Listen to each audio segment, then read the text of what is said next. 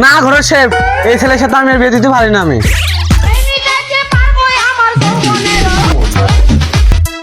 এইরকম একটা ছেলে লাখে একটা খুঁজে পাওয়া যায় না।